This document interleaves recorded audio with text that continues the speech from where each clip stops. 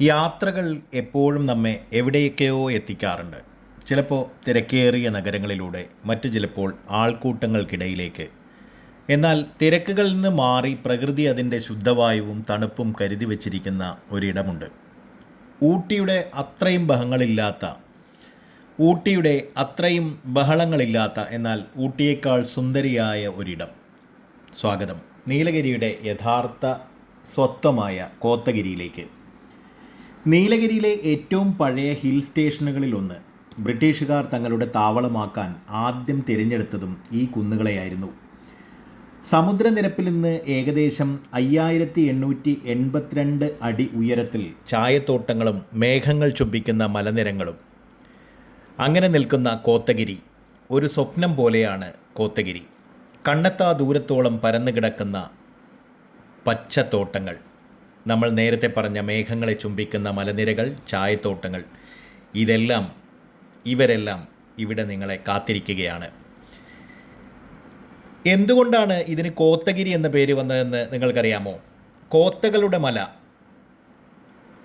അതായത് ഈ തരത്തിൽ നീലഗിരിയിലെ പുരാതന ഗോത്രവർഗക്കാരായ കോത്ത വംശജരുടെ ആവാസ കേന്ദ്രമായിരുന്നു അത്രേ ഇവിടം. ഇന്നും അവരുടെ സംസ്കാരത്തിൻ്റെ ശേഷിപ്പുകൾ ഈ മണ്ണിലുണ്ടെന്ന് പറയപ്പെടുന്നു.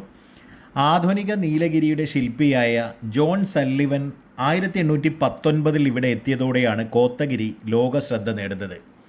ഊട്ടിയേക്കാൾ മുൻപേ ബ്രിട്ടീഷുകാർ കണ്ടെത്തിയ പറുദീസയായിരുന്നു യഥാർത്ഥത്തിൽ കോത്തഗിരി. സല്ലിവൻ തൻ്റെ ആദ്യ വസതിയായ പെർത്ത് ബംഗ്ലാവ് ഇവിടെയാണ് പണിതത്. യഥാർത്ഥത്തിൽ ബ്രിട്ടീഷുകാർ വന്നിട്ടില്ലെങ്കിൽ അവർ പല ബംഗ്ലാവുകളും ഇത്തരത്തിലുള്ള സ്ഥലങ്ങളുമൊന്നും കണ്ടെത്തിയില്ലായിരുന്നുവെങ്കിൽ നമ്മുടെ മലനിരകളിൽ ഇന്നും ആരും അറിയാതെ സൂക്ഷിക്കപ്പെട്ടിരിക്കുന്ന എത്രയോ സ്ഥലങ്ങൾ അതുപോലെ ഒരെണ്ണമാകുമായിരുന്നു ഊട്ടിയും കോത്തഗിരിയും എല്ലാം തന്നെ. കാരണം കാട്ടിനുള്ളിലേക്ക് സാധാരണ ജനത്തിനോ ആർക്കും തന്നെയോ പ്രവേശനമില്ലാത്ത രൂപത്തിലാണല്ലോ നമ്മുടെ നിയമങ്ങൾ.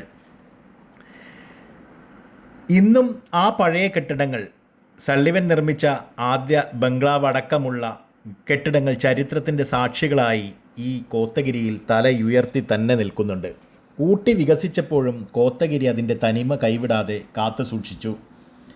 കോത്തഗിരിയിലെ കാലാവസ്ഥയെക്കുറിച്ച് പറയുകയാണെങ്കിൽ നിങ്ങളിപ്പോൾ ഈ കാണുന്ന പോലെയൊക്കെ തന്നെയാണ് കേട്ടോ. മാറി മറിഞ്ഞു വരുന്ന കാലാവസ്ഥയാണ്. ഊട്ടിയിൽ വെയിലാണെങ്കിൽ ഇവിടെ ഒരു വർഷം നീണ്ടു നിൽക്കുന്ന അതിമനോഹരമായിട്ടുള്ള തണുപ്പും മഞ്ഞുവീഴ്ചയും കോടയും മഴയും അങ്ങനെ എല്ലാം മാറി മാറി അടിച്ചു പൊളി കാലാവസ്ഥയാണെന്ന് പറയേണ്ടി വരും. ലോകത്തിലെ തന്നെ ഏറ്റവും മികച്ച കാലാവസ്ഥകളിൽ ഒന്നാണ് ഇത് എന്നാണ് പറയേണ്ടത്. അധികം കഠിനമല്ലാത്ത തണുപ്പും കുളിർമയുള്ള കാറ്റും ഊട്ടിയിലെ കഠിനമായ മഞ്ഞുകാലം പോലും കോത്തഗിരിയിൽ ഒരു പുതപ്പ് പുതച്ച സുഖമായുള്ള ഉറക്കം പോലെയാണ്. വർഷം മുഴുവൻ നീണ്ടു നിൽക്കുന്ന മനോഹരമായ അന്തരീക്ഷമാണ് കോത്തഗിരിയെ സഞ്ചാരികളുടെ പ്രിയപ്പെട്ട ഇടമാക്കി മാറ്റുന്നത്. ഇവിടെ എത്തുമ്പോൾ ആദ്യം കണ്ണിലുടക്കുക നല്ല പച്ചപ്പാണ്. കിലോമീറ്ററുകളോളം പരന്നു കിടക്കുന്ന തേയിലത്തോട്ടങ്ങൾ, ആ തോട്ടങ്ങൾക്കിടയിലൂടെ ഒഴുകി നീങ്ങുന്ന മൂടൽമഞ്ഞ്, അത് നിങ്ങളുടെ ശരീരത്തെയും മനസ്സിനെയും ഒരുപോലെ തണുപ്പിക്കും. പ്രകൃതി ഇവിടെ ഒരു ചിത്രകാരനായി മാറുകയാണ്. മറ്റ് ആകർഷണങ്ങൾ ഒരുപാടുണ്ട് കേട്ടോ. പക്ഷെ ഞങ്ങൾക്ക് അവിടെയൊന്നും എല്ലായിടത്തും പോകാനൊന്നും കഴിഞ്ഞില്ല. ഞങ്ങളൊരു ഒരു റോഡ് ട്രിപ്പായിരുന്നു. പിന്നെ ഇങ്ങനെ കോട മൂടിക്കിടക്കുമ്പോൾ നമുക്ക് വ്യൂ പോയിൻറ്റുകളിൽ നിന്നൊന്നും ഒരു വ്യൂവും കാണാനായിട്ട് കഴിയുകയില്ല. അപ്പോൾ ആ കാഴ്ചകളൊക്കെ ഇല്ലാത്തത് കൊണ്ട് ഞങ്ങളൊരു റോഡ് ട്രിപ്പായി, ഒരു ഫാമിലി ട്രിപ്പായി ഞങ്ങൾ ഈ ഒരു ട്രിപ്പിനെ അങ്ങ് അവസാനിപ്പിച്ചു. അട്ടപ്പാടിയിൽ നിന്നാണ് ഞങ്ങൾ തുടങ്ങിയത്. അതായത് മണ്ണാർക്കാട് നിന്ന് അട്ടപ്പാടി വഴി മേട്ടുപ്പാളയം വരികയും ഊട്ടിയിലെത്തുകയും ഊട്ടിയിലൊന്ന് കറങ്ങുകയും ഊട്ടിയിൽ നിന്ന് നേരെ കോത്തഗിരി റൂട്ടിലേക്ക് കടക്കുകയും കോടനാട് വ്യൂ പോയിൻ്റ് കാണണമെന്ന ഉദ്ദേശത്തോടെ നീങ്ങുകയൊക്കെ ചെയ്തു. പക്ഷേ വ്യൂ പോയിൻ്റ് കാണാനില്ലായിരുന്നു. അതുകൊണ്ട് ഞങ്ങൾ തിരിച്ചു പോന്നു. ഇപ്പോൾ നിങ്ങൾ ഈ കാണുന്ന പോലെ വഴികളിലെല്ലാം ഇതേപോലെ കോട മൂടി പുതച്ച് കിടക്കുകയാണ്. അങ്ങനെ ഈ തമിഴ്നാട് മുഖ്യമന്ത്രി ജയലളിതയുടെ മുൻ മുഖ്യമന്ത്രി, അവരുടെ പ്രിയപ്പെട്ട താവളമായിരുന്നു കേട്ടോ കോടനാട്.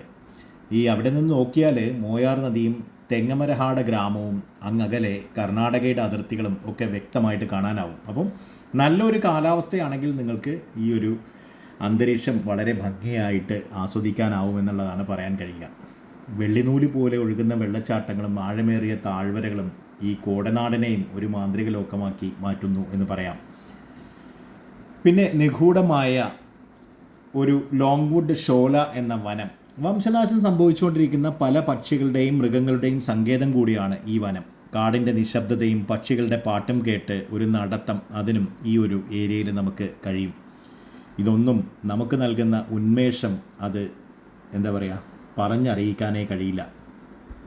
ഈ ഊട്ടിയും കോത്തഗിരിയും തമ്മിലുള്ള ബന്ധം യഥാർത്ഥത്തിൽ ശാന്തതയും അതേപോലെ തന്നെ എന്താ പറയുക, കുറച്ച് എന്താ പറയുക, രുദ്രതയും കൂടി ചേർന്ന പോലെയാണ്. ഊട്ടിയിൽ നിന്ന് വെറും 30 കിലോമീറ്റർ ദൂരമേ ഉള്ളൂ ഇവിടേക്ക്. ഊട്ടി ആഘോഷങ്ങളുടെയും തിരക്കിൻ്റെയും ഇടമാണെങ്കിൽ കോത്തഗിരി ശാന്തതയുടെയും ഏകാന്തതയുടെയും ഇടമാണെന്ന് പറയാം. തിരക്കുകളിൽ നിന്ന് ഒളിച്ചോടാൻ ആഗ്രഹിക്കുന്നവർക്ക്, അല്പം സമാധാനകാംക്ഷികൾക്ക് എന്നാണ് ഉദ്ദേശിക്കുന്നത്, കോത്തഗിരി നല്ലൊരു അഭയസ്ഥാനമാണ്. ഹോം സ്റ്റേകളും ചെറിയ കഫേകളും ഈ ഗ്രാമത്തിനൊരു പ്രത്യേക ഭംഗി തന്നെ നൽകുന്നു. രാത്രിയിൽ താഴ്വരകളിൽ മിന്നിത്തിളങ്ങുന്ന വിളക്കുകൾ ആകാശത്തെ നക്ഷത്രങ്ങളെ ഓർമ്മിപ്പിക്കുന്നതാണ്. എന്തായാലും ജീവിതം ഒരു യാത്രയാണെങ്കിൽ കോത്തഗിരി ആ യാത്രയിലെ ഏറ്റവും സുന്ദരമായ ഒരു അധ്യായമാണ്. മടങ്ങിപ്പോകാൻ നേരം നിങ്ങളുടെ ഉള്ളിൽ ഈ തണുപ്പും പച്ചപ്പും ഒരു കനലായി അവശേഷിക്കും. വീണ്ടും വരാൻ പ്രേരിപ്പിക്കുന്ന ആത്മബന്ധം ഈ മണ്ണ് നിങ്ങളിൽ നിറയ്ക്കും. പ്രകൃതിയെ സ്നേഹിക്കുന്നവർക്ക്, മഞ്ഞിനെ പ്രണയിക്കുന്നവർക്ക് കോത്തഗിരി വെറും ഒരു സ്ഥലമല്ല, അതൊരു വികാരമാണ്.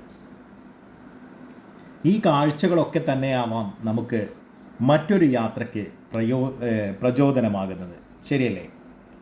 സത്യത്തിൽ മണ്ണാർക്കാട് നിന്ന് തുടങ്ങുന്ന യാത്ര നമുക്ക് ഊട്ടിയുടെ എത്രയോ നിമ്നോന്നതങ്ങളിലൂടെ സഞ്ചരിച്ചുകൊണ്ട് കാഴ്ചകൾ കാണാനാവുന്ന വളരെ എളുപ്പവഴി പ്രദാനം ചെയ്യുന്നുണ്ട്, മുള്ളി റോഡ്. പക്ഷേ താവളത്ത് നിന്ന് മുള്ളി റോഡിലേക്ക് കടന്നാൽ ഇപ്പോൾ അവിടെയുള്ള ചെക്ക് പോസ്റ്റിലൂടെ നമ്മളെ തമിഴ്നാട്ടിലേക്ക് കടത്തിവിടുന്നില്ല. അത് കേരളീയർക്ക് മാത്രമുള്ള ഒരു പ്രശ്നമായി നിലനിൽക്കുന്നു. നമ്മുടെ ജനപ്രതിനിധികൾക്കോ അധികാരികൾക്കോ, പ്രത്യേകിച്ച് മന്ത്രിതലത്തിലോ മന്ത്രിസഭയ്ക്ക് തന്നെയോ ഈ കാര്യത്തിൽ ഒരു താല്പര്യവുമില്ല എന്ന് തോന്നുന്നു. എന്തായാലും മനോഹരമായിട്ടുള്ള, അതിമനോഹരിയായിട്ടുള്ള കോത്തഗിരിയുടെ കാഴ്ചകൾ ഇനിയും തുടരും. നമ്മൾ ഇതേപോലെ മറ്റൊരു ബൈക്ക് റൈഡ് കൂടി പ്ലാൻ ചെയ്യുന്നുണ്ട് കേട്ടോ. അപ്പം കുറേയേറെ കാഴ്ചകൾ നിങ്ങളെ കാണിക്കുക എന്നുള്ളതാണ്. പിന്നെ കുറച്ച് നല്ല ഇൻഫർമേഷൻസും. കണ്ണിനെ എന്താ പറയുക, ഇമ്പമുള്ള ഇതേപോലുള്ള കാഴ്ചകൾ ആർക്കാണ് കണ്ടു നിൽക്കാനാവുക? വീണ്ടും വീണ്ടും നമ്മളെ അങ്ങോട്ട് ആകർഷിച്ചു കൊണ്ടേയിരിക്കുന്ന ഇത്തരത്തിലുള്ള കാഴ്ചകൾ, അതിലൂടെ നമ്മൾ ഇനിയും സഞ്ചരിക്കും. ആ മുള്ളി റോഡൊന്ന് തുറന്നു കിട്ടിയാൽ 100-120 കിലോമീറ്റർ കൊണ്ട് ഇവിടുന്ന് മണ്ണാർക്കാട്ട് നിന്ന് ഊട്ടിയിലെത്താൻ പറ്റും. അതിനുള്ള സാധ്യതകളാണെങ്കിലോ ഇവർ ആ സാധ്യതകൾ തുറന്നിടുന്നില്ല എന്നുള്ളതാണ്. അതിൻ്റെ പിന്നിലുള്ള എന്താണ് യഥാർത്ഥ കാരണമെന്നറിയില്ല. നിങ്ങൾ എറണാകുളത്ത് നിന്ന് വരുന്നവരാണെങ്കിലും കോഴിക്കോട് നിന്ന് വരുന്നവരാണെങ്കിലും പെരിന്തൽമണ്ണ, മലപ്പുറം ഭാഗത്തു നിന്ന് വരുന്നവരാണെങ്കിലും എവിടെ നിന്നാണെങ്കിലും നിങ്ങൾക്ക് വളരെ എളുപ്പത്തിൽ ഗൂഡല്ലൂർ വഴി അല്ലാതെ വളരെ എളുപ്പത്തിൽ ഊട്ടിയിലെത്താനാവുന്ന ഒരു ഏരിയയാണ് യഥാർത്ഥത്തിൽ കിണ്ണക്കോര അടക്കം സമീപസ്ഥങ്ങളായിട്ടുള്ള ഈ ഒരു മുള്ളി റോഡ്.